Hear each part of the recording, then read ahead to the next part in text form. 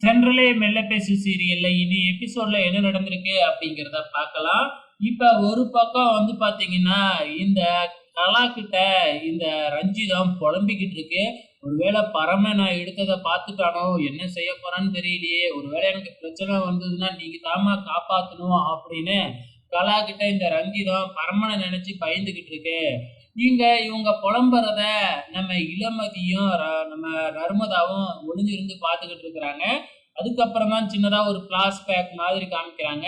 அதாவது இவங்க நகைய எடுத்து பேக்ல வச்சதெல்லாம் வந்து பார்த்தீங்கன்னா, பார்க்கவே இல்ல இளமதி.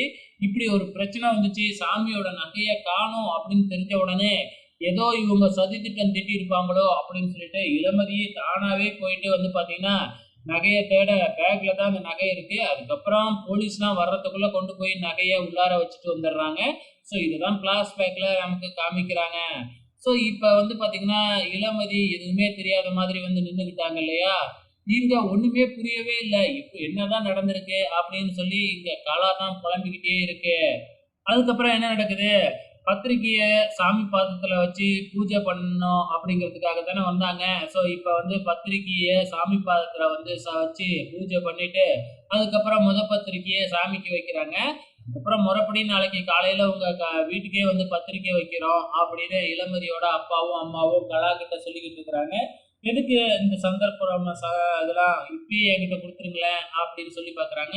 இல்ல, இல்ல அதுதானே முறை அப்படிங்கிற மாதிரி சொல்லிக்கிட்டு இருக்கிறாங்க. அந்த நேரம் பார்த்து இளமதியோட காதுல ஒரு கம்மல மட்டும் காணோம். அது கவரிங் தான். இருந்தாலும் வந்து தேடிக்கிட்டு இருக்கிறாங்க. அப்ப அந்த கோயில்ல ஒரு பாப்பா ஷூட்டிங் பண்ணிக்கிட்டே இருந்துச்சு இல்லையா? அப்ப கேமரா வச்சு வீடியோ எடுத்துக்கிட்டே இருந்துச்சு இல்லையா YouTubeக்கு. ஸோ அந்த பொண்ணு கையில அந்த கா தோடு கிடைச்சிருக்காட்டுக்கு. அத எடுத்துக்கிட்டு வந்து கலா கிட்ட குடுக்குறாங்க. ஒரு பொண்ணு தோடு காணோம்னு தேடிக்கிட்டே இருந்துச்சுல்ல, இங்க பாருங்க கிடைச்சிருச்சு. என்னோட மொபைல்ல வீடியோ எடுத்தேன் இல்லைங்களா? அது மூலியமா தான் கண்டுபிடிச்சேன் அப்படின்ன உடனே, எங்க நான் அந்த வீடியோவ பார்க்கலாமா? அப்படின்னு எடுத்து பார்த்தா, அதுல இளமதி கொண்டு போய் அந்த நகைய வைக்கிற வீடியோவ பார்த்துடுறாங்க. அப்ப இளமதி தான் இதெல்லாம் பண்ணிட்டு எதுவுமே தெரியாத மாதிரி இருந்திருக்கிறாளா? நம்ம நகைய எடுத்தத அவ பார்த்தாளா? அப்படின்னு தெரியாம ஒரு பக்கம் புலம்பிக்கிட்டு இருக்கிறாங்க. ஸோ கடைசியா நம்ம பரமனும், இளமதியும் வந்து பார்த்தீங்கன்னா, பத்திரிக்கை அடிக்க குடுத்துருந்தாங்க இல்லையா? ஸோ அத வாங்குறதுக்காக போயிருக்கிறாங்க. நாளைக்கு என்ன நடக்கப் போகுது அப்படிங்கிறது தெரியல. பொறுத்திருந்து பார்க்கலாம்.